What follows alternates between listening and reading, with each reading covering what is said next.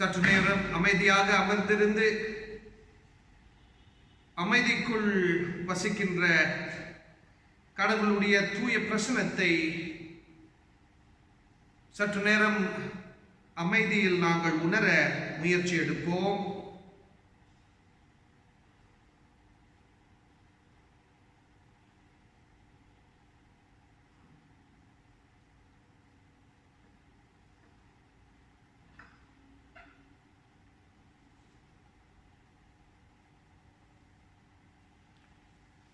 திரியேக கடவுளின் பேராலே இந்த ஆராதனை வேளையை ஆரம்பம் செய்வோம். ஜெபம் செய்வோமாக. அன்பு நிறைந்த சமாதானத்தின் கடவுளே, இந்த நாளுக்காக உமக்கு கோடான கோடி நன்றி.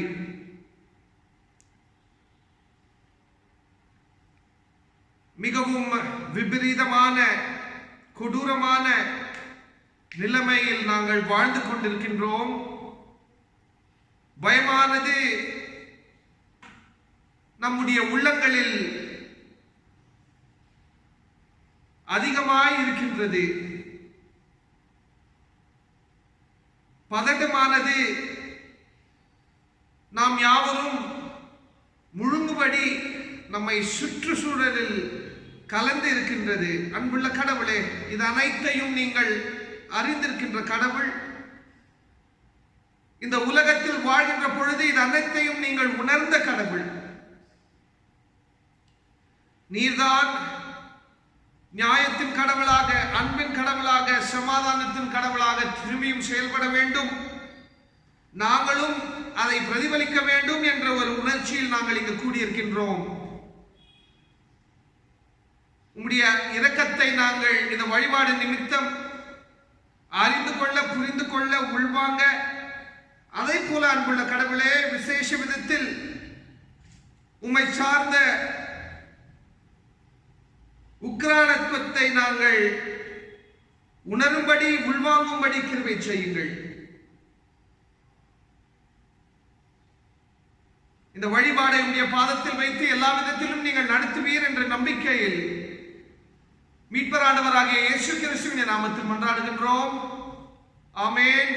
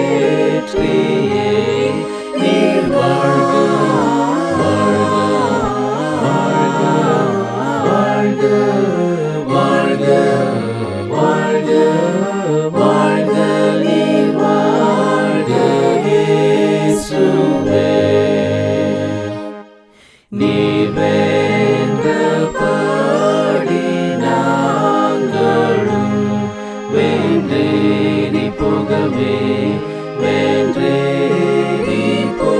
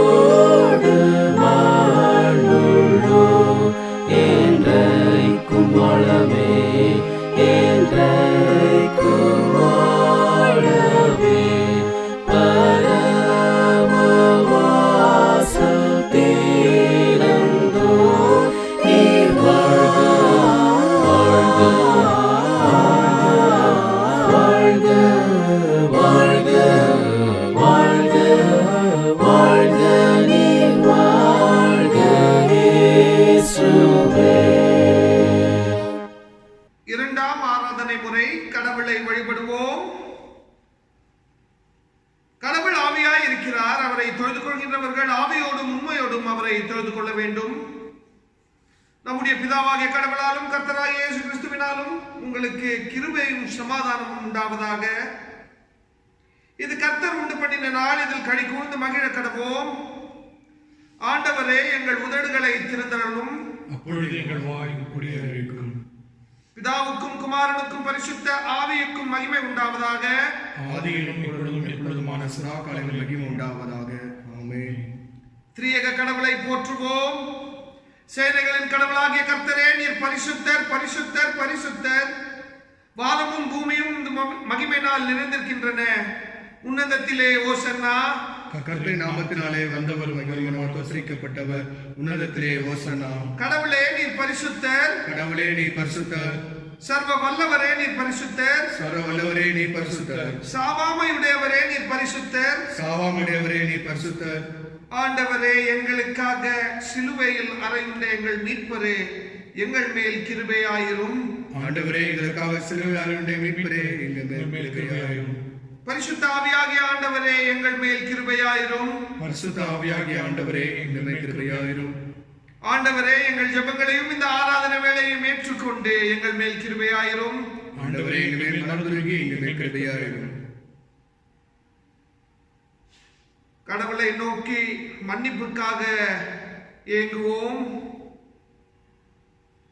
நமக்கு பாவம் இல்லை என்போமானால் நம்மை நாமே வஞ்சிக்கிறவர்களாகவும், நமக்குள் உண்மை இல்லை, நமது பாவங்களை அறிக்கையிட்டால் பாவங்களை நமக்கு மன்னித்து எவ்வித அனிதமும் நீங்க நம்மை சுத்திகரிப்பதற்கு அவர் நம்பத்தக்கதவரும் நீதியும் உள்ளவர். நான் எழுதிய தகப்பனிடத்திற்கு போய், தகப்பனே, பரத்துக்கு விரோதமாகவும் உமது பார்வையிலும் நான் பாவம் செய்தேன். இனி உம்முடைய மகன் என்று சொல்வதற்கு நான் பாத்திரன் அல்லன். உம்முடைய கூலிக்காரர்களில் ஒருவனாக என்னை வைத்துக் கொள்ளும் என்பேன். கடவுளுடைய ராஜ்யம் சமீபத்திருக்கின்றது. மனம் திரும்பி சுவிசேஷத்தில் நம்பிக்கை வையுங்கள். நாம் மனத்தாழ்மையோடு நம்முடைய பாவங்களை கடவுளிடத்தில் அறிக்கை செய்வோமாக. எல்லோரும் இணைந்து முதலாம் பாவ அறிக்கை ஜெபத்தை சொல்லுவோம். சர்வ வல்லமையும் மிகுந்த இரக்கமும் உள்ள பிதாவே, தப்பிப்போன ஆடுகளைப் போல நாங்கள் நம்முடைய வழிகளை விட்டு விலகி அழிந்து போனோம். எங்களிருந்து எத்தனையோ சிறுகளுக்கும் குடும்பங்களுக்கும் மிகவும் விலகி நடந்தோம். உடைய பரிசுத்தமாய் பிரதமாகவும் செய்தோம். செய்யத்தக்கவைகளை செய்யாமல் செய்யத்தகாதவைகளை செய்து வந்தோம். எங்களுக்கு சுகமே இல்லை. ஆனாலும் ஆண்டவரே, தேவரீர் எங்கள் ஆண்டவராய் இயேசு கிறிஸ்து மூலமாய் மனிதருக்கு அருள் செய்த வாக்குத்தத்தத்தின்படி நிர்வாகியுள்ள குற்றவாளியாக இருக்கிறது. தப்பித அறிக்கை எங்கள் பொறுமையாயிரும். பாவத்திமித்தம் சீர்படுத்தும். பிதாவே, பரிசுத்தமாய் உண்டாகும்படி நாங்கள் இதய பக்தியும் நீதியும் தெளிந்த புத்தியும் உள்ளவர்களாய் நடந்து வர இயேசு கிறிஸ்து நிமித்தம் எங்களுக்கு கிருபை செய்தார்கள். ஆமென். கடவுளிடத்தில் இருந்து மன்னிப்பை பெற்றுக் கொள்ளலாம். சர்வ வல்லமையும் மிகுந்த இரக்கமும் உள்ள ஆண்டவர் மன்னிப்பையும் பாவ நிமித்தையும் நமக்கு கட்டளை அருளி வாழ்க்கையை சீர்படுத்துவதற்கான காலத்தையும் தமது பரிசுத்த ஆவியின் கிருபையும் தேற்றுதலும் தந்தருள்வாராக. ஆமென். ஆண்டவரை துதியுங்கள். ஆண்டவர் நாமம் துதிக்கப்படுவதாக.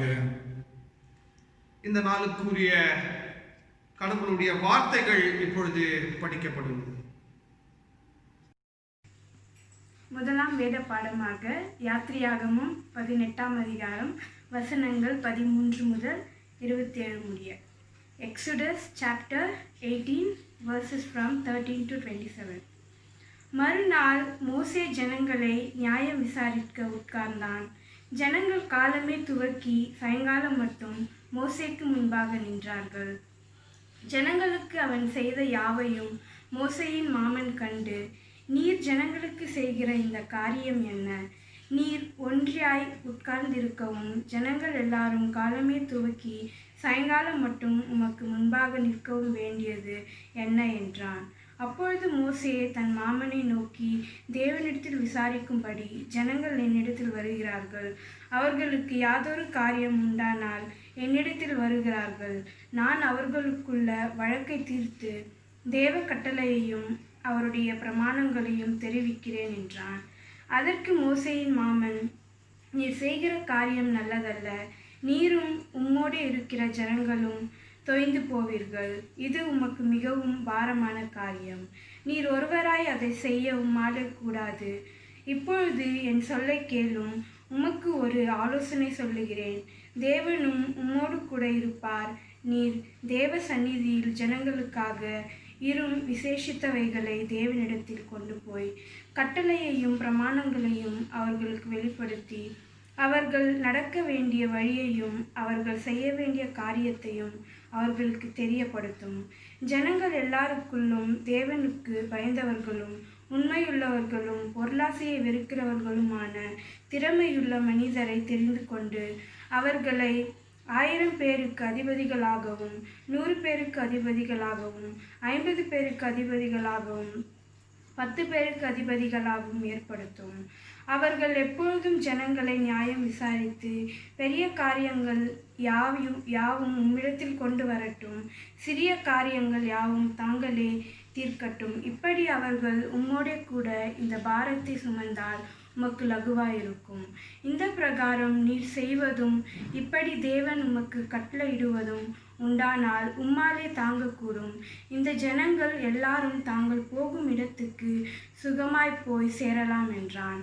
மோசே தன் மாமன் சொல் கேட்டு அவன் சொன்னபடியெல்லாம் செய்தான். மோசே இஸ்ரவேலர் எல்லாரிலும் திறமையுள்ள மனிதரை தெரிந்து கொண்டு அவர்களை 1000 பேருக்கு அதிபதிகளாகவும் 100 பேருக்கு அதிபதிகளாகவும் 10 பேருக்கு அதிபதிகளாகவும் 50 பேருக்கு அதிபதிகளாகவும் ஜனங்கள் மேல் தலைவராக்கினான். அவர்கள் எப்பொழுதும் ஜனங்களை நியாயம் விசாரித்தார்கள். வருத்தமான காரியங்களை மாத்திரம் மோசேயினிடத்தில் கொண்டு வந்தார்கள். சிறிய காரியங்களை எல்லாம் தாங்களே தீர்த்தார்கள். பின்பு மோசே தன் மாமனை அனுப்பிவிட்டான். அவன் திரும்ப தன் தேசத்துக்கு போய்விட்டான். வாசிக்க வேண்டிய முதலாம் வேத பாடம் வாசித்தாயிற்று. வாசிக்க தெரிந்து கொண்ட 2ஆம் வேத பாடம் 2 கொரிந்தியர் 8ஆம் அதிகாரம் வசனங்கள் 1 முதல் 15 முடிய. 2 Corinthians 8 chapter verses 1 to 15. அன்றியும் சகோதரரே, மெகதோனியா நாட்டு சபைகளுக்கு தேவன் அளித்த கிருபையை உங்களுக்கு அறிவிக்கிறோம். அவர்கள் மிகுந்த உபத்திரவத்தினாலே சோதிக்கப்படுகையில் கொடிய தரித்திரமுடையவர்களாயிருந்தும் தங்கள் பரிபூரண சந்தோஷத்தினாலே மிகுந்த உதாரத்துவமாய் கொடுத்தார்கள். மேலும் அவர்கள் தங்கள் திராணிக்கு தக்கதாகவும் தங்கள் திராணிக்கு மிஞ்சியும் கொடுக்க தாங்களே மனதுள்ளவர்களாயிருந்தார்கள் என்பதற்கு நான் சாட்சியாயிருக்கிறேன். தங்கள் உபகாரத்தையும் பரிசுத்தவான்களுக்கு செய்யப்படும் தர்ம ஊழியத்தின் பங்கையும் நாங்கள் ஏற்றுக்கொள்ளும்படி அவர்கள் எங்களை மிகவும் வேண்டிக் கொண்டார்கள். மேலும் நாங்கள் நினைத்தபடி மாத்திரம் கொடாமல் தேவனுடைய சித்தத்தினாலே முன்பு தங்களை தாமே கர்த்தருக்கும் பின்பு எங்களுக்கும் ஒப்பு கொடுத்தார்கள். ஆதலால் தீத்து இந்த தர்ம காரியத்தை உங்களிடத்தில் தொடங்கினபடியே அதை முடிக்கவும் வேண்டும் என்று அவனை கேட்டுக்கொண்டோம். அல்லாமலும் விசுவாசத்திலும் போதிப்பிலும் அறிவிலும் எல்லாவித ஜாக்கிரதையிலும் எங்கள் மேலுள்ள உங்கள் அன்பிலும் மற்றெல்லா காரியங்களிலும் நீங்கள் பெருகியிருக்கிறது போல இந்த தர்ம காரியத்திலும் பெருக வேண்டும். இதை நான் கட்டளையாக சொல்லாமல் மற்றவர்களுடைய ஜாக்கிரதையை கொண்டு உங்கள் அன்பின் உண்மையை சோதிக்கும் பொருட்டே சொல்லுகிறேன். நம்முடைய கர்த்தராகிய இயேசு கிறிஸ்துவின் கிருபையை அறிந்திருக்கிறீர்களே.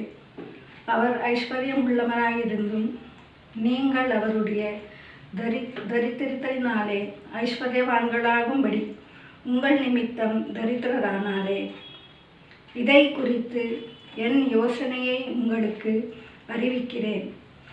இதை செய்கிறதற்கு மாத்திரமல்ல, செய்ய வேண்டும் என்று உற்சாகப்படுகிறதற்கும் ஒரு வருஷமாய் ஆரம்பம் பண்ணின உங்களுக்கு இது தகுதியாயிருக்கும்.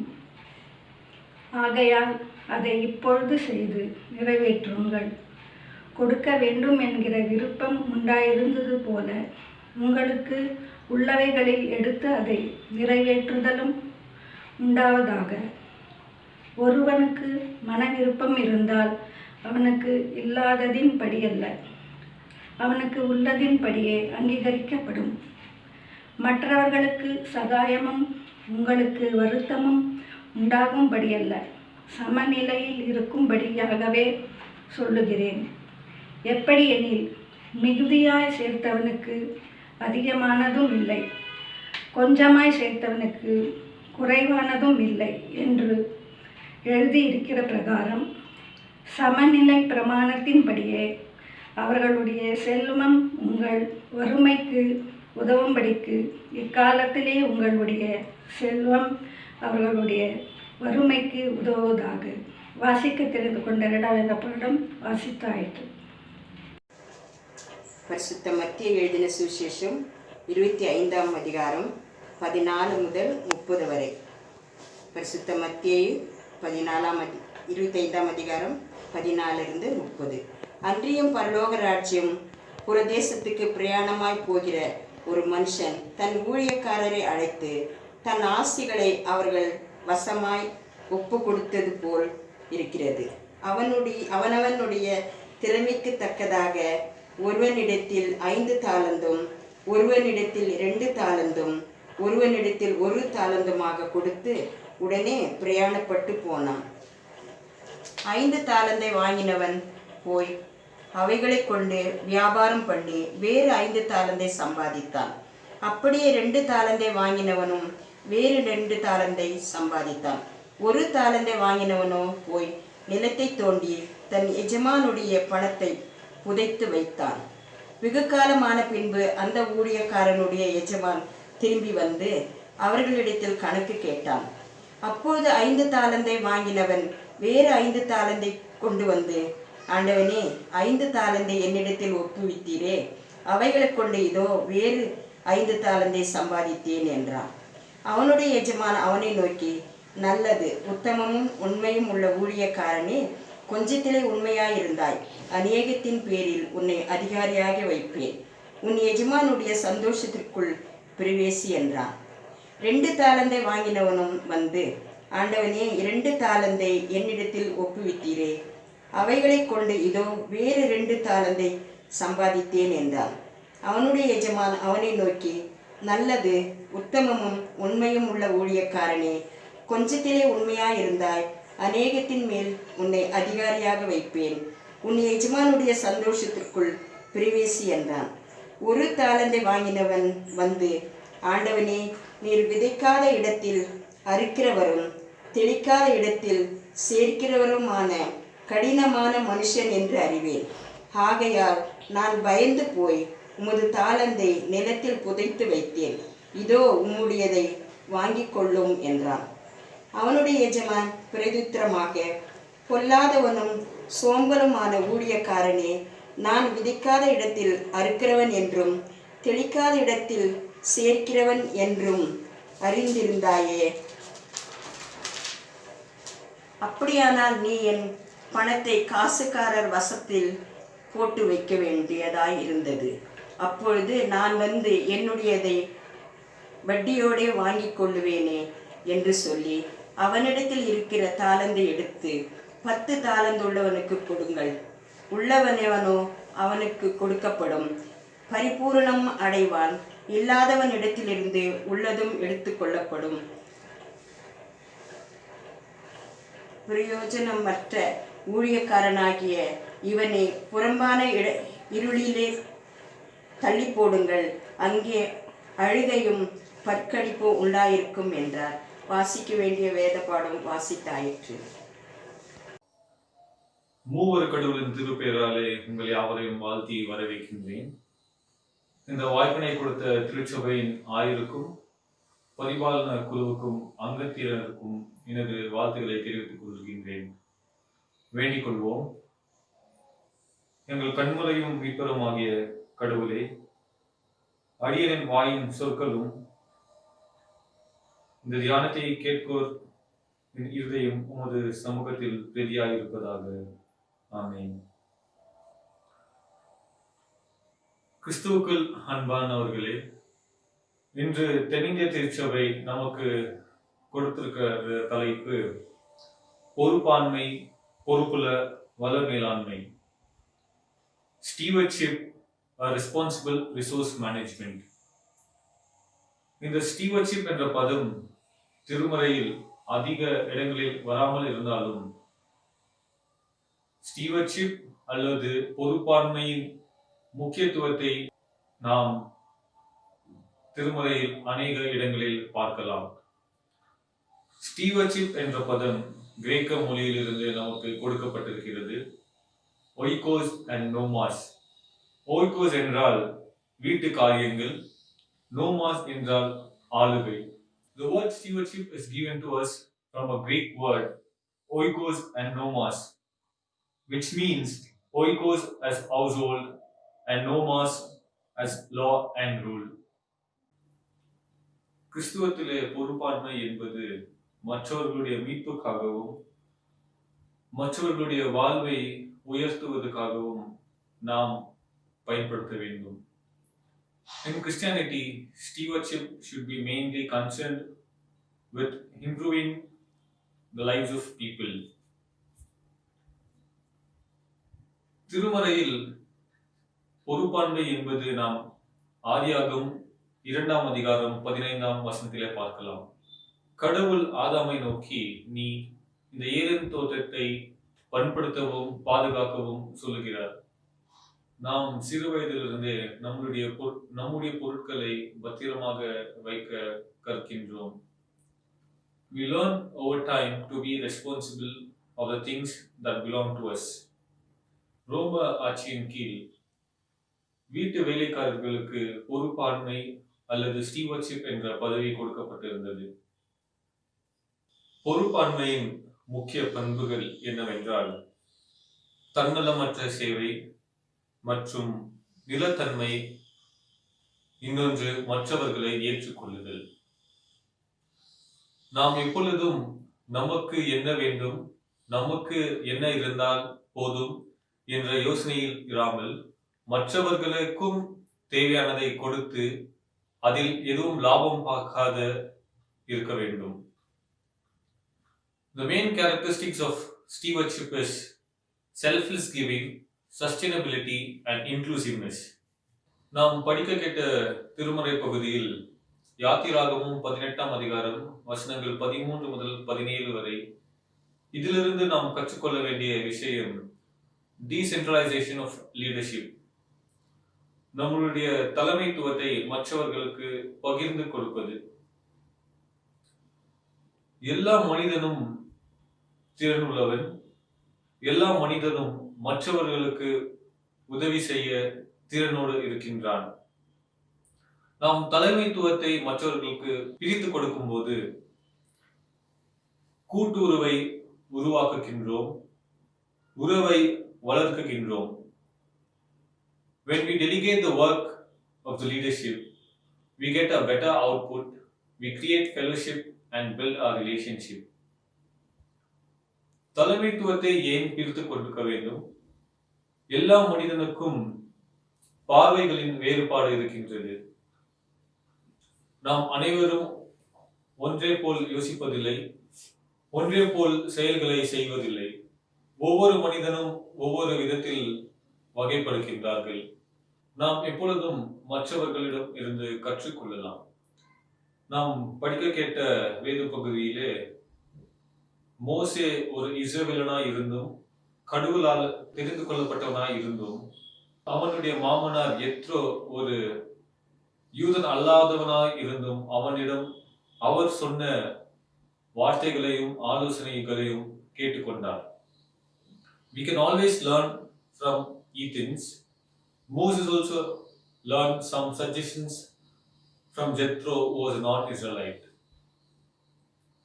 நம்மளுடைய பணிகள், நம்மளுடைய பொறுப்பாண்மையில் நாம் செய்யும் வேலைகள் எப்பொழுதும் மற்றவர்களுடைய நன்மைக்காகவும் மற்றவர்களுடைய வாழ்வை நாம் உயர்த்துவதற்காகவும் அவர்களின் கீழ்நிலையில் இருக்கும் மனிதர்களை உயர்த்துவதற்காகவும் உபயோகிக்க வேண்டும்.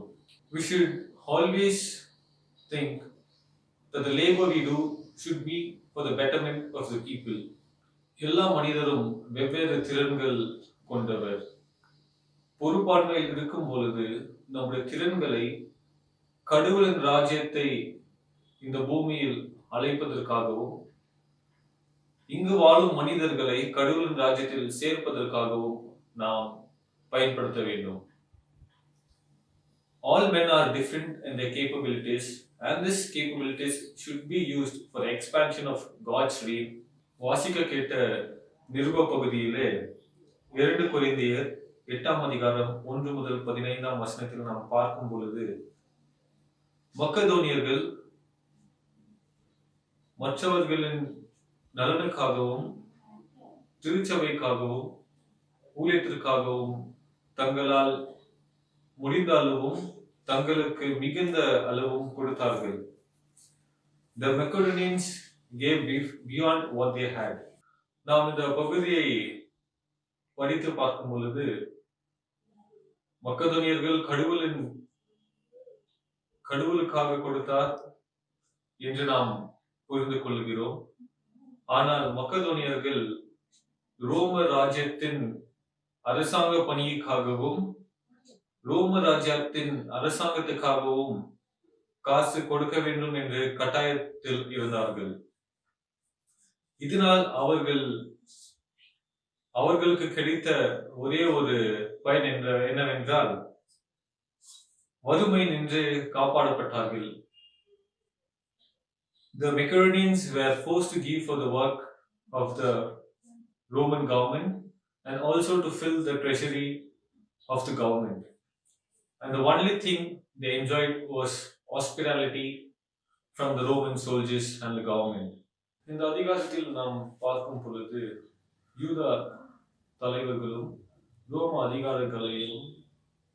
அதிகாரிகளும் ஒதுக்கப்பட்டவர்களையும் ஏழைகளையும் ரோம அரசாங்கத்தின் வேலைகளுக்கு பங்களிக்க கட்டாயப்படுத்தினார்கள்.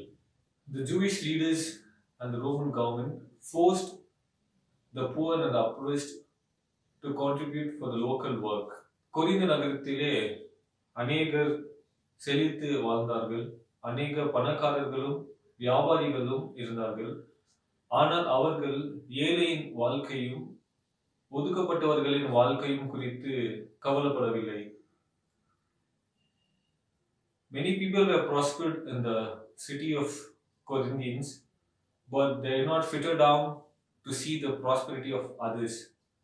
நாம் நல்லா இருந்தா போதும் என்ற யோசனையிலும் நமக்கு எல்லாம் இருக்கிறது என்ற யோசனையில் கிறிஸ்துவின் மாதிரியை பின்பற்ற தவறிவிட்டார்கள். ஏழைகளையும் ஒதுக்கப்பட்டவர்களையும் மேம்படுத்த கிறிஸ்து கற்றுக் கொடுத்த கொள்கைகளை கொரிந்து பட்டணத்தில் வாழ்ந்தவர்கள் மறந்துவிட்டார்கள். They forgot the Christ example to enrich the life of the poor and oppressed. இந்த உலகத்தில் அநேகர் செல்வந்தராய் இருக்கிறார்கள். அவர்களுக்கு தேவையான எல்லாமும் அதிகமாய் அவர்களிடம் இருக்கின்றது. ஆனால் பெரும்பான்மை மக்களுக்கு ஒன்றும் இல்லாமலும் ஏழைகளாக வறுமையிலும் பட்டினியிலும் சாவதை நாம் பார்க்கின்றோம். இந்த அதிகாரத்தில் அல்லது இந்த பகுதியில் நாம் தெரிந்து கொள்ள வேண்டிய ஒரு விஷயம் என்னவென்றால், there should be equity and not equality. நமக்கு எல்லாம் இருக்கிறது என்ற யோசனையில் இல்லாமல் நம்மிடம் அதிகமாய் இருப்பது மற்றவர்களுக்கு கொடுத்து அவர்களுடைய வாழ்வை மேன்மைப்படுத்த நாம் பார்க்க வேண்டும். We should all have according to our needs and not according to our greed is a thing that we learn from this chapter. இந்த அதிகாரத்தில் நாம் இன்னொரு விஷயத்தை புரிந்து கொள்ள வேண்டும் என்றால், பெருந்தன்மையோடு கொடுப்பது.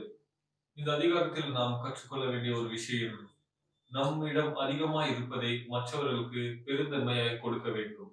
நாம் மற்றவர்களுக்கு கொடுக்கும் பொழுது பெருந்தன்மையாக கொடுக்க வேண்டும். நம்மிடம் அதிகமாய் இருப்பது மற்றவர்களிடம் இல்லாமல் இருக்கலாம்.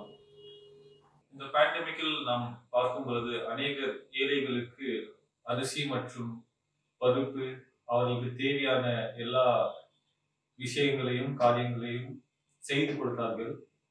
ஆனால் அதில் சிலர் தன்னுடைய பெருமைக்காகவும் தன்னுடைய குடும்பத்தின் பாராட்டுக்காகவும் அதை படம் பிடித்து யூடியூப், ஃபேஸ்புக்கில் மற்றும் சோஷியல் மீடியாவில் அப்லோட் செய்கிறார்கள்.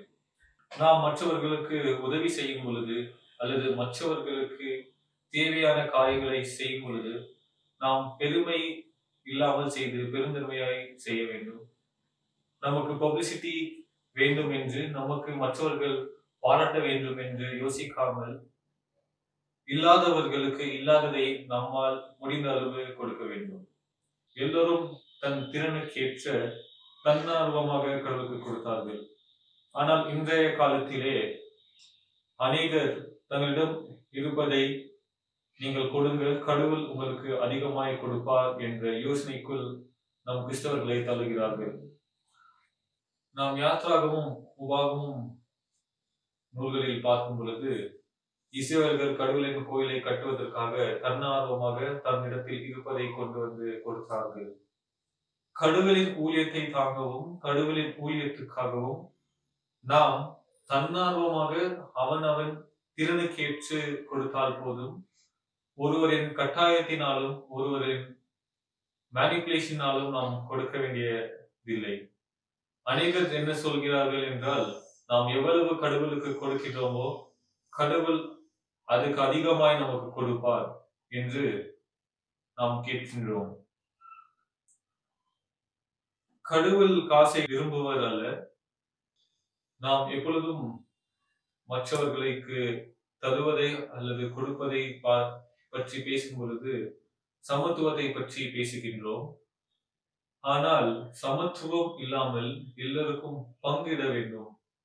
நாம் இந்த பகுதியில் கற்றுக்கொள்ள வேண்டியது, நாம் திருச்சபையிலும் சரி, நம்முடைய வீடுகளிலும் சரி, நமக்கென்று செல்வத்தை குவித்துக் கொள்ளாமல் இல்லாதவர்களுக்கும் ஒதுக்கப்பட்டவர்களுக்கும் நம்மால் முடிந்த அளவுக்கு உதவி செய்ய வேண்டும். இதுதான் கடவுள் விரும்புகின்றார். இதுதான் ஒரு கிறிஸ்துவ முன்மாதிரியாக இருக்கிறது. நாம் படிக்க கேட்ட நற்செய்தி பகுதியிலே மத்தேயு 25ஆம் அதிகாரம் வசனங்கள் 14 முதல் 30 வரை. நாம் அநேக நேரங்களில் இயேசு கிறிஸ்து நமக்கு சொல்லும் உவமைகள் ஒரு பாசிட்டிவ் தாட்டை கொடுப்பதாக அல்லது ஒரு பாசிட்டிவ் கதையாகத்தான் நாம் எடுத்துக்கொண்டிருக்கிறோம். ஆனால் அநேக உவமைகளில் கர்த்தர் நமக்கு ஒரு நெகட்டிவான விஷயத்தை நாம் எப்படி கை கொள்ள வேண்டும் அல்லது அதை எப்படி எதிர்கொண்டு வர வேண்டும் என்று சொல்லுகிறார்கள். இந்த உவமையில் நாம் பார்க்கும் பொழுது, எஜமானானவன் தன்னுடைய 3 வேலைக்காரர்களுக்கு தாலந்துகளை கொடுத்து ஊருக்கு செல்கின்றான். அவன் திரும்பி வந்து கேட்கும் பொழுது அந்த வேலைக்காரர்கள் தாலந்துகளின் நிமித்தம் அவர்கள் சம்பாதித்ததை அந்த எஜமானுக்கு கொடுக்கிறார்கள். 2 வேலைக்காரர்கள் தன்னுடைய எஜமானோட தாலந்துகளை உற்பத்தி பண்ணி அதிகப்படுத்தி எஜமானுக்கு கொடுத்து நல்ல வேலைக்காரன் என்று பெயரை பெற்றுக் கொள்கிறார்கள். ஆனால் 3வது வேலைக்காரனோ தனக்கு கொடுக்கப்பட்ட தாலந்தை மண்ணில் புதைத்து அதன் எஜமானுக்கு திரும்பி அப்படியே கொடுக்கின்றான். சோம்பன் மற்றும் பொல்லாதவன் என்ற பெயரை பெற்றுக் கொள்ளுகிறான். இந்த ஊமையில் நாம் பார்க்க வேண்டிய விஷயம் என்னவென்றால், எஜமானானவன் தன்னுடைய வேலைக்காரர்களை வைத்து அவனுடைய ஆஸ்தியை அதிகப்படுத்தவும் மக்களை Surandai ஆடுதலுக்கும் உபயோகப்படுத்துகிறான். The laborers here were used to make profit to the master and to exploit the people and double the master's investment. நாம் இதை பார்க்கும் பொழுது இது ஒரு பொருளாதார சுரண்டலாய் இருக்கிறது. It was a process of economic exploitation and wealth accumulation. அந்த காலத்தில் எஜமான்கள் அல்லது அதிகாரிகள் அதிக வட்டிக்கு காசை விட்டு அதிக காசை மக்களிடமிருந்து பறித்துக் கொண்டார்கள் என்று நாம் பார்க்கின்றோம். கடவுள் செல்வ குவிப்பையும் அந்த செல்வத்தை வைத்துக் கொண்டு அதிகாரத்தை பற்றிக் கொள்ளலாம் என்ற மனிதரை வெறுக்கின்றார். God is against wealth accumulation and against those who use this money to buy power. திருமறையில் பார்க்கும் சாலமோன் ராஜாவின் கதை நமக்கு ஒரு எச்சரிப்பாக இருக்கிறது. நாம் சொத்து குவிப்பதை, நம்முடைய தேவைக்கு அதிகமாய் இருப்பதை எப்படி கட்டுப்படுத்த வேண்டும் என்ற விஷயத்தை நாம் இங்க பார்க்கலாம். Solomon's story is an example for us to guard against our wealthy desires. இந்த உவமையில் நாம் பார்க்கும் பொழுது 2 வேலைக்காரர்கள் தங்கள் எஜமானுக்கு மிகவும் லாபகரமான செயல்களை செய்வதை நாம் பார்க்கின்றோம். ஆனால் அவர்கள் எப்படி அந்த தாளந்துகளை 2 மடங்காக ஆக்கினார் என்பதை நமக்கு தெரியவில்லை. எஜமானன் தன் 2 வேலைக்காரர்களை நோக்கி, கொஞ்சத்தில் நீங்கள் உண்மையாய் இருந்ததினாலே அநேகத்தின் மேல் உங்களை அதிகாரியாக வைப்பேன் என்று சொல்வதை நாம் பார்க்கின்றோம்.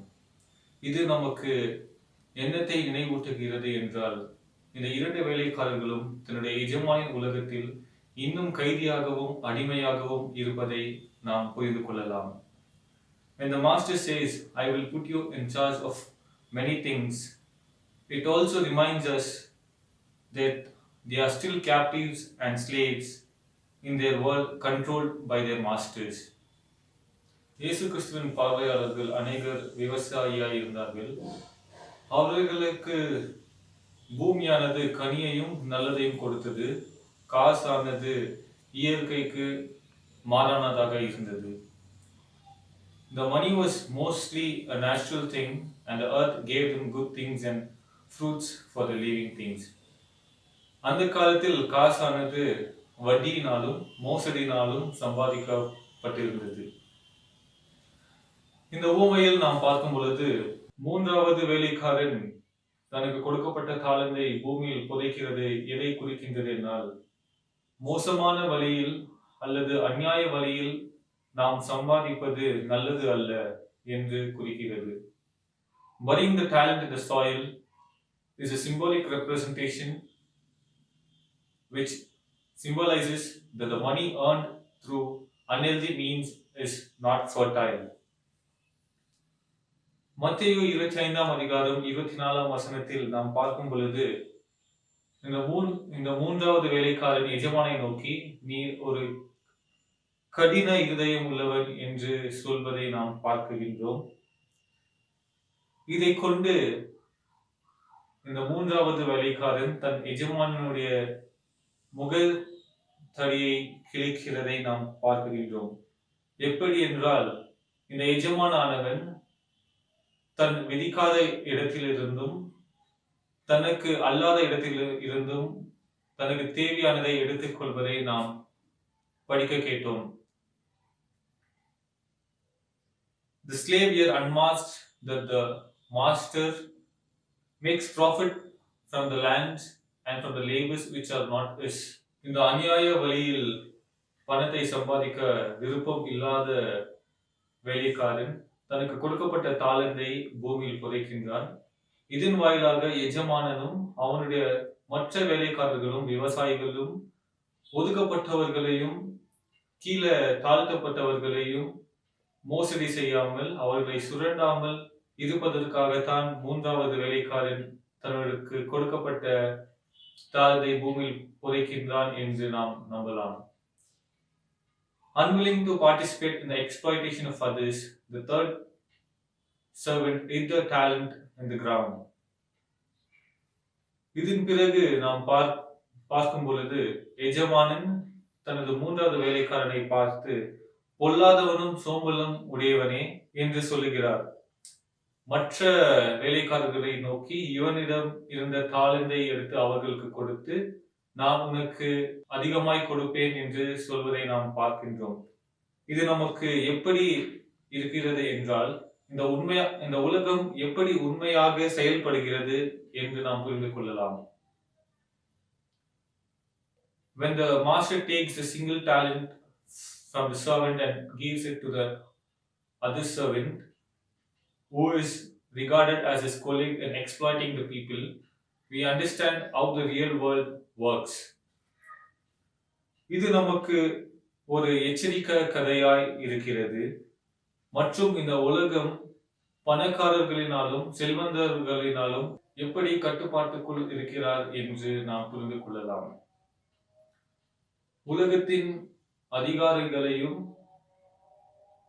ஆதிக்கங்களையும் வெறுக்கின்ற மனிதன் தன் உலகில் வாழும் பொழுதே எப்படி ஒரு நரக வேதனை அனுபவிக்கிறான் என்று நமக்கு தெரியும். This world is controlled by stakeholders, and those who oppose the dominant culture experience a hell situation on earth, and this is a cautionary tale for us. மூன்றாவது வேலைக்காரன் தன்னுடைய எஜமானின் அதிகாரத்திலிருந்தும் தன் எஜமானின் வேலையிலிருந்தும் வெளியே ஏற்றப்படுகிறார். ஆனாலும் இந்த மூன்றாவது வேலைக்காரன் தன்னுடைய எஜமானின் அமைப்பிலிருந்து வெளியேற்றி உண்மையான கடவுளுக்கு அருகில் வருகிறதை நாம் பார்க்கின்றோம்.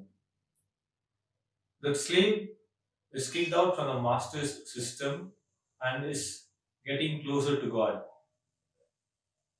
நமக்கு தெரிந்து கொள்ள வேண்டிய ஒரு விஷயம் என்னவென்றால், கடவுள் ஏழையர் இடமும் ஒதுக்கப்பட்டவர்கள் இடமும் வசிக்கின்றதை நாம் புரிந்து கொள்ளலாம். மத்தேயு 25ஆம் அதிகாரம் 25 முதல் 40வது வசனத்தை நாம் படிக்கும் பொழுது இயேசு கிறிஸ்து சொல்கிறார், அவர்களுக்கு எதை செய்கிறீர்களோ அதை எதுக்கே செய்கிறீர்கள் என்று. இதன் வழியாக கடவுள் என்ன நமக்கு சொல்கிறார் என்றால், கடவுளும் வலியின் மத்தியிலும் விளிம்பு நிலையின் மத்தியிலும் இருக்கிற மக்களோடு இருக்கிறார் என்று நாம் தெரிந்து கொள்ள வேண்டும். நாம் வேதத்தில் பார்க்கும் பொழுது கடவுள் செல்வந்தர் இடமே இருக்கின்றார். உதாரணத்துக்கு ஆபிரகாம், சாலமன் ராஜா, யோபு கதைகளை நாம் பார்க்கலாம். அநேகர் எதை நம்புகிறார்கள் என்றால், கடவுள் ஒருவரை செல்வந்தராகவும் ஒருவரை ஏழையாகவும் படிக்கிறார். அப்படி இருப்பது கடவுள் விரும்புகிறார் என்று நம்புகிறார்கள். ஆனால் அது அப்படி அல்ல. நமக்கு அதிகமா இருப்பதே நாம் மற்றவர்களுக்கு கொடுக்கத்தான். இந்த உலகத்தில் நாம் எப்படி செல்வந்தர் ஆகிறோம் அல்லது செல்வந்தர்கள் எப்படி செல்வத்தை குவிக்கிறார்கள் என்று நாம் அறிந்திருக்கின்றோம். As a Christian steward, நாம் எப்படி இருக்க வேண்டும் என்றால், we should give selflessly to people. நாம் மற்றவர்களுக்கு பெருந்தன்மையாய் எதுவும் எதிர்பாராமல் கொடுக்க வேண்டும். நமக்கு இருக்கும் அதிகாரத்தை மற்றவர்களுக்கு பகிர்ந்து கொடுத்து அந்த அதிகாரத்தின் மூலம் ஏழைகளுக்கும் ஒதுக்கப்பட்டவர்களுக்கும் நல்லதை செய்கிறோமா அல்லது அவர்களுடைய வாழ்வாதாரத்தை உயர்த்துகிறோமா என்பதை நாம் பார்க்க வேண்டும். அதிகாரத்தில் இருக்கிற நாம் நம்முடைய அதிகாரத்தை வைத்து கடவுளுடைய ராஜ்யத்துக்கு மக்களை சேர்க்கின்றோமா அல்லது ஏழைகளையும் ஒதுக்கப்பட்டவர்களின் நீதிக்காக நாம் போராடுகின்றோமா என்று நாம் பார்க்கலாம். மூன்றாவதாக நாம் தெரிந்து கொள்ள வேண்டிய விஷயம், நம்முடைய அதிகாரத்தை வைத்து மற்ற மனிதனை சுரண்டல் செய்யக்கூடாது. Our leadership should not exploit others. ஒரு கிறிஸ்துவ ஸ்டீவார்டாக நாம் இந்த உலகத்தை பராமரிப்பவர்களுக்கும் நீதிக்காக போராடுகிறவர்களுக்கும் நமது பங்கை கொடுக்க வேண்டும். Jesus in the Bible argues for the human dignity gained by oppression. இயேசு கிறிஸ்து ஆனவர் வேதத்தில் நாம் பார்க்கும் பொழுது அதிகாரத்தினாலும் மற்ற மனிதர்களையும் ஒதுக்கப்பட்டவர்களையும் ஏழைகளையும் சுரண்டல் செய்த ரோம அதிகாரத்தை எதிர்த்து பேசினதையும் செய்த காரியங்களையும் நாம் அறிவோம். இந்த தியானத்தில் இருந்து நாம் கற்றுக்கொள்ள வேண்டிய 3 விஷயம் இதுதான். நம்முடைய அதிகாரத்தை கொண்டு மற்றவர்களை சுரண்டல் செய்யாமல் கிறிஸ்தவனாய் நாம் இருக்கின்ற நாம் நம்முடைய பொறுப்பையிலும் சரி நம்முடைய அதிகாரத்திலும் சரி மற்றவர்களுக்கு எதிராய் இல்லாமல் மற்றவர்களுக்கு தவறு செய்வதை விட்டுவிட்டு மற்றவர்களுக்கு எதிராக செயல்களை செய்வதை விட்டுவிட்டு அவர்களின் வாழ்வை எப்படி நாம் மேன்மைப்படுத்தலாம், அவர்களுடைய வாழ்வை நாம் எப்படி சரிப்படுத்தலாம் என்ற விஷயத்தை நாம் யோசிக்க வேண்டும். Being as a Christian steward, we should always strive for the betterment of other people. We should also strive for equity and not equality. சமத்துவத்தை குறித்து மற்றும் பேசாமல் மற்றவர்களுக்கு தேவையானதை நம்மிடத்தில் அதிகமாய் இருப்பதை கொடுக்க வேண்டும். அப்பொழுது நாம் உண்மையான பொறுப்பாண்மையில் இருக்கின்றோம் என்று நாம் நம்பலாம். கடவுள் தாமே இந்த வார்த்தைகளை ஆசீர்வதிப்பாராக. ஆமென். நாம் யாவரும் எழுந்து நின்று அப்போஸ்தல விசுவாச பிரமாணத்தை நாம் இணைந்து சொல்லுவோம். வானத்தையும் பூமியையும் படைத்த சர்வ வல்லமையுள்ள பிதாவாகிய தேவனை விசுவாசிக்கிறேன். அவருடைய ஒரே குமாரனாகிய நம்முடைய நாதர் இயேசு கிறிஸ்துவையும் விசுவாசிக்கிறேன். அவர் பரிசுத்த ஆவியினாலே கன்னிமரிடத்தில் உட்பவித்து பிறந்தார். பொந்தி பிலாத்தின் காலத்தில் பாடுபட்டு சிலுவையில் அறையுண்டு மரித்து அடக்கம் பண்ணப்பட்டு பாதாளத்தில் இறங்கினார். 3ஆம் நாள் மரித்தோரிலிருந்து எழுந்தருளினார். பரமண்டலத்துக்கு ஏறி சர்வ வல்லமையுள்ள பிதாவாகிய தேவனுடைய வலது பாசத்தில் விற்றிருக்கிறார். அவ்விடத்திலிருந்து உயிருள்ளோரையும் மரித்தோரையும் நியாயந்திருக்க வருவார். பரிசுத்த ஆவியை விசுவாசிக்கிறேன். பொதுவாக இருக்கிற பரிசுத்த சபையும் பரிசுத்தமுடைய ஐக்கியமும் பாவ மன்னிப்பும் சரீர உயிர்த்தெழுதலும் நித்திய ஜீவனும் என்று விசுவாசிக்கிறேன். ஆமேன். ஜெபம் செய்வோம். கர்த்தர் உங்களோடு கூட இருப்பாராக. அவர் உமது ஆவியோடு இருப்பாராக. கர்த்தாவே எங்களுக்கு இரங்கும். கிறிஸ்துவே எங்களுக்கு இரங்கும். கர்த்தாவே எங்களுக்கு இரங்கும். பரமண்டலங்களில் இருக்கிற எங்கள் பிதாவே, உம்முடைய நாமம் பரிசுத்தப்படுவதாக, உம்முடைய ராஜ்யம் வருவதாக, உம்முடைய சித்தம் பரமண்டலத்திலே செய்யப்படுவது போல பூமியிலேயும் செய்யப்படுவதாக. அன்றன்றுள்ள எங்கள் அப்பத்தை எங்களுக்கு இன்று தார். எங்களுக்கு விரோதமாய் குற்றம் செய்கிறவர்களை நாம் மன்னிக்கிறது போல எங்கள் குற்றங்களை மன்னியும். எங்களை சோதனைக்குள் பிரவேசிக்க பண்ணாமல் தீமை நின்று ரட்சித்தீர்களும். ராஜ்யமும் வல்லமையும் மகிமையும் என்றென்றைக்கும் உடையவைகளே. ஆமேன். ஆண்டவரே, உமது இரக்கத்தை எங்களுக்கு காண்பியும். உம்முடைய ரட்சிப்பை எங்களுக்கு அருள் செய்யும்.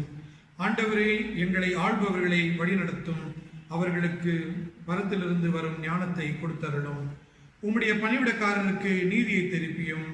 நீர் தெரிந்து கொண்ட ஜனத்தை சந்தோஷப்படுத்தும். ஆண்டவரே, உமது ஜனத்தை ரட்சியும். உம்முடைய சுத்தத்தை ஆசீர்வதியும். ஆண்டவரே, எங்கள் காலத்தில் சமாதானத்தை தந்தருளும். தேவரீரே அல்லாமல் உலகத்தை ஆள்பவர் வேறு ஒருவரும் இல்லை. கடவுள் எங்கள் இருதயங்களை சுத்திகரியும். உம்முடைய பரிசுத்த ஆவியை எங்களிடத்திலிருந்து எடுத்துக்கொள்ளாதேயும். ஆமென். பிரியமானவர்களே, 3 முக்கியமான அறிவிப்புகள். முதலாவதாக, நாங்கள் யாவரும் வாழ்ந்து கொண்டிருக்கின்ற சுற்றுச்சூழலை குறித்து அனைத்து பேரும் அறிந்திருக்கின்றீர். அதிலும் கூட கிறிஸ்து ஆலயத்தை சார்ந்த சில பேர் பாதிக்கப்பட்ட ஒரு நிலைமையில் இருக்கின்றார்கள். சில குடும்பங்கள் மிகவும் பதட்டமான ஒரு நிலைமையில் இருக்கின்றது. இன்னொரு புறத்தில் சில குடும்பங்களில் வறுமை இருக்கின்றது. இதை குறித்து நீங்கள் உங்களுடைய தனிப்பட்ட ஜெபத்தில் நினைவு கூறுங்கள். குடும்ப ஜெபங்களில் இவங்களுக்காக ஜெபியுங்கள். இரண்டாவதாக, பிரியமானவர்களே, உங்க அனைத்து குடும்பங்களுக்கும் திருச்சபை சார்பாக ஒரு உண்டியல் கொடுத்திருக்கின்றார்கள்.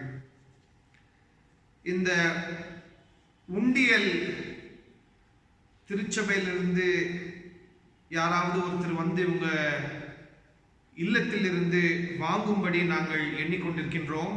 இதை குறித்து நீங்கள் ஏதாவது யோசித்திருக்கின்றீர்கள் என்றால் தயவு கூர்ந்து எனக்கு ஃபோன் செய்யுங்கள். அதை போல மாதச்சந்தா, நன்றி காணிக்கை, திருச்சபைக்கு ஏதாவது காணிக்கை கொடுக்க வேண்டும் என்றாலும் கூட 2 வகை. ஒன்று, எனக்கு நீங்க ஃபோன் பண்ணிட்டு ஆலயத்துக்கு வரலாம். ஆலயத்தில் ஒரு பெரிய உண்டி வைத்திருக்கின்றது, ஒரு புத்தகம் வைத்திருக்கின்றது. அந்த புத்தகத்தில் நீங்கள் என்ட்ரி செய்து அந்த உண்டியலில் உங்களுடைய காணிக்கையை கடவுளுக்காக கொடுத்து செல்லலாம். இன்னொரு முறை என்னவென்றால், திருச்சபையின் பொருளாளர் மார்ட்டின் அவர்களுக்கு நீங்கள் ஃபோன் செய்யலாம். அதே போல திருச்சபையின் செயலாளர் அவர்களும் இருக்கின்றார்கள். அவங்களுக்கும் நீங்கள் இதை குறித்து ஏதாவது டவுட் இருந்தால் அவங்களையும் கூட நீங்கள் ஃபோன் செய்து அவங்க கிட்ட பேசலாம்.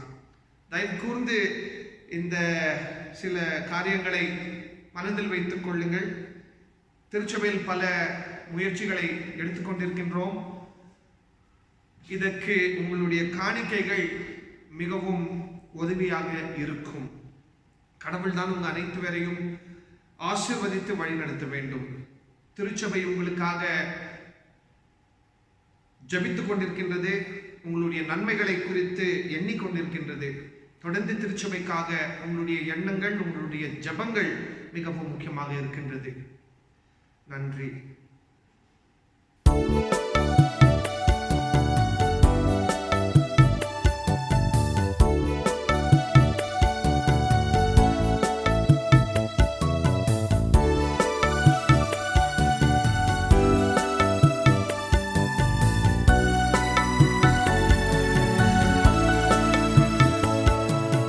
தொல்லை கஷ்டங்கள் சூழ்ந்திடும், துன்பம் துக்கம் வரும்,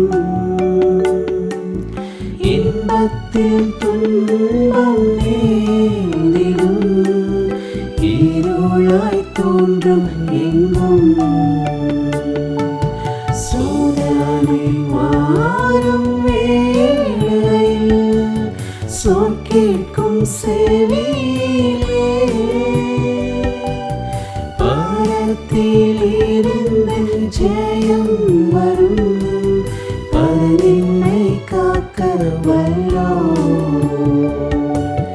காக்கும் வல்ல மீட்பர் உண்டேனக்கு உண்டேனக்கு உண்டேனக்கு காக்கும் வல்ல மீட்பர் உண்டேனக்கு காத்திடுவார் என்றுமே.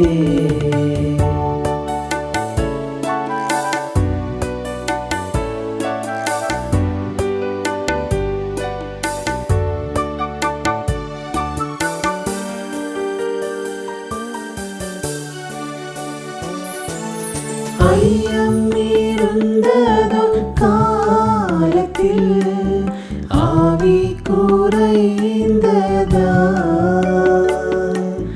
மீட்பருதீர வேலத்தால் சத்துருவை வென்றே, என் பயம் யாவும் நீற்றே, இயேசு கை தூக்கினார், முற்றும் என் உள்ளம் மாறிற்றே, இயேசென்னை காக்க வல்லோ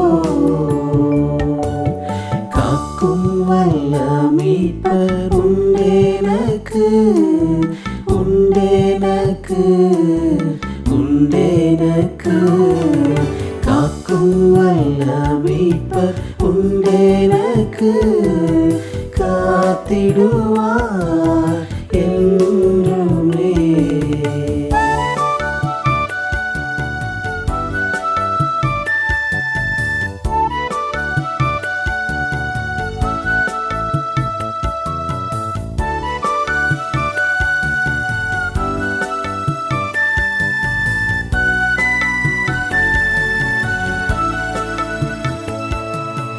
எங்க வந்தாலும் நம்புவேன் என் நேசமீட்பரை,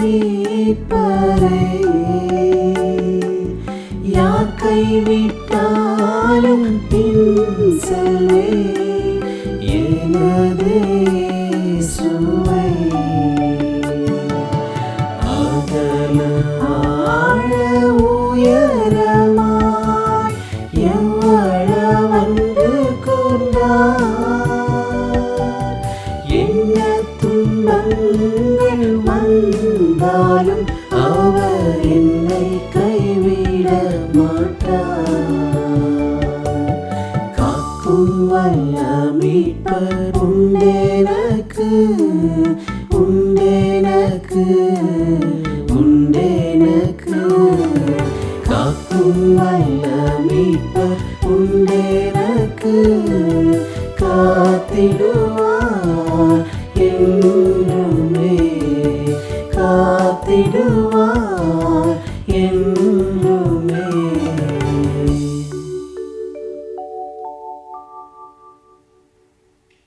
ஜெபிப்போம்.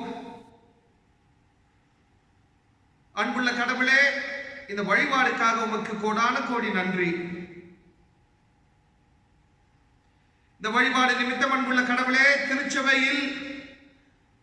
திருச்சபை சார்ந்த அனைத்து பொருட்களையும் நாங்கள் எப்படி கவனமாக பொறுப்பை ஏற்றுக்கொண்டு நிர்வாகம் செய்ய வேண்டும் என்று எண்ணியிருக்கின்றோம். அதே போல அன்புள்ள கடவுளே, உம்முடைய அன்பை வைத்துக்கொண்டு, உம்முடைய நியாயத்தை வைத்துக்கொண்டு, உம்முடைய சமாதானத்தை வைத்துக்கொண்டு எப்படி திருச்சபையை நடத்த வேண்டும் என்றும் கூட நாங்கள் எண்ணி இருக்கின்றோம். இந்த எண்ணங்கள் அன்புள்ள கடவுளே எதுவும் வீண் போகாமல் நாங்கள் வாழ்ந்து கொண்டிருக்கின்ற கடினமான காலங்களில் இது நமக்கு உதவியாக இருக்கும்படி கிருபை செய்யுங்கள். மோசே அவர்கள் எப்படி புதிய கற்பித்தல்களுக்கு ஒப்பாய் இருந்தாரோ, ஏற்றுக்கொண்டாரோ, அதே போல அன்புள்ள கடவுளே, நாங்களும் உமக்கு பணி செய்கின்ற வேளையில், பொறுப்புகளை ஏற்றுக்கொண்டு பணி செய்கின்ற வேளையில் புதிய கற்பித்தல்களுக்கு, புதிய முயற்சிகளுக்கு நாங்கள் ஒப்பாய் இருக்கும்படி கிருபை செய்யுங்கள். அதை போல அன்புள்ள கடவுளே, கிறிஸ்துவர்களுக்கு கொடுத்திருக்கின்ற ஒரு பெரிய பாக்கியம் என்னவென்றால் உம்முடைய சுவிசேஷத்தை அறிக்கை செய்வது. உம்முடைய சுவிசேஷத்தை நாங்கள் அறிக்கை செய்கின்ற பொழுது அன்புள்ள கடவுளே, நாங்கள் வாழ்ந்து கொண்டிருக்கின்ற ஒடுக்கப்பட்ட நிலைமை, நம்ம மத்தியில் இருக்கின்ற ஒடுக்கப்பட்ட நபர்கள், இனங்கள், கூட்டங்கள்,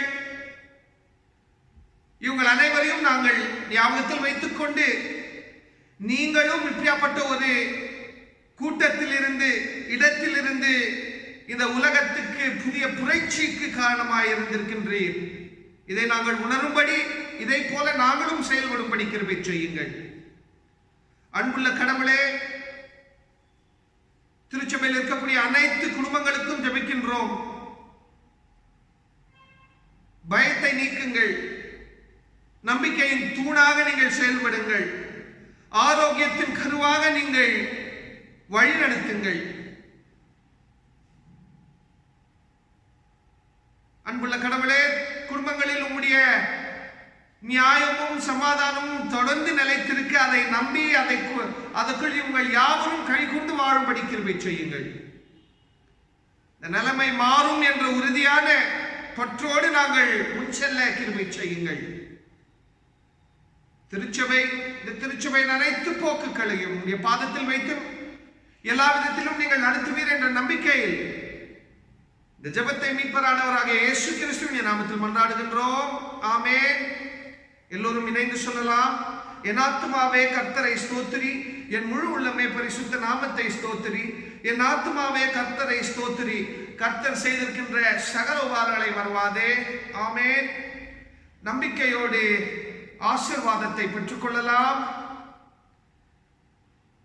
3 பேராய் இருந்தாலும் ஒன்றாக வசிக்கின்ற, செயல்படுகின்ற திரியேக கடவுளுடைய அன்பும் சமாதானமும் ஐக்கியமும் வழி நடத்துதலும் இப்பொழுதும் எப்பொழுதும் சதா காலங்களிலும் உங்கள் யாவரோடும் நிலைத்திருப்பதாக. ஆமென்.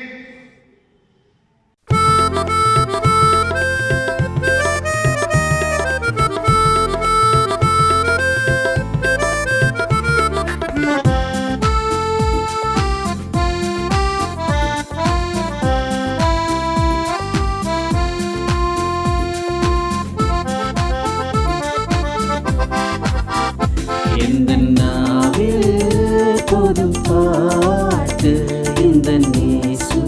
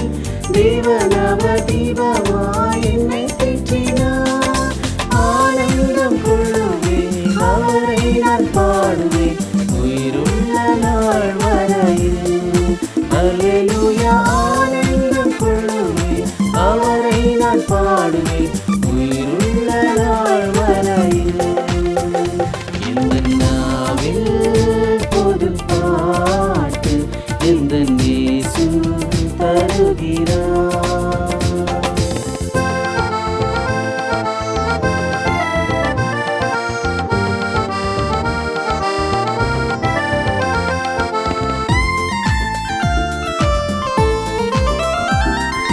வாதை நோயும் வந்த போது வேண்டல் கேட்டிட்டார், பாதை காட்டி துன்பம் எல்லாம் நீக்கி மீட்டிட்டார். வாதை நோயும் வந்த போது வேண்டல் கேட்டிட்டார், பாதை காட்டி துன்பம் எல்லாம் நீக்கி மீட்டிட்டார்.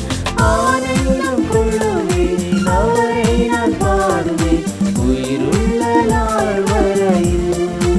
அல்லேலூயா. ஆனந்தம் கொள்ளுவேன் அவரை நான் பாடுவேன் உயிருள்ள நாள் வரையில். எந்த நாவில் பொது பாட்டு எந்த இயேசு தருகிறார்.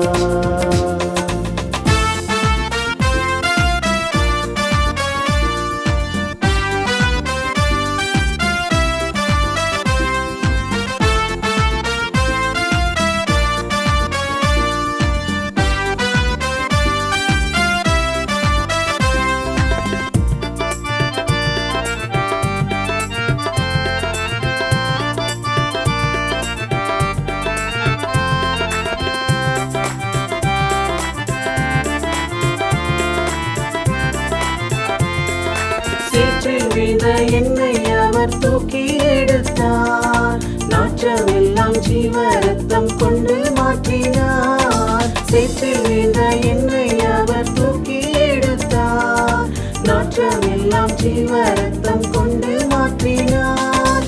ஆனந்தம் கொள்ளுவேன் அவரை நான் பாடுவேன் உயிருள்ள நாள் வரையில். அல்லேலூயா. ஆனந்தம் கொள்ளுவேன் அவரை நான் பாடுவேன் உயிருள்ள நாள் வரையில். எந்த நாவில் பொது பாட்டு எந்த இயேசு தருகிறார்.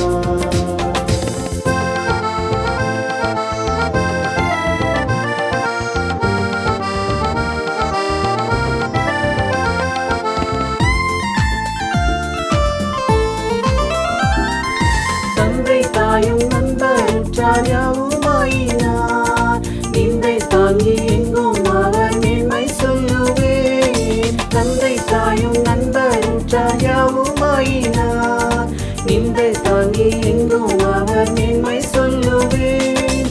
ஆனந்தம் கொள்ளுவேன் அவரை நான் பாடுவேன் உயிருள்ள நாள் வரையில். அல்லேலூயா. ஆனந்தம் கொள்ளுவேன் அவரை நான் பாடுவேன் உயிருள்ள நாள் வரையில். இந்த நாவில் பொது பாட்டு இந்த இயேசு தருகிறார்.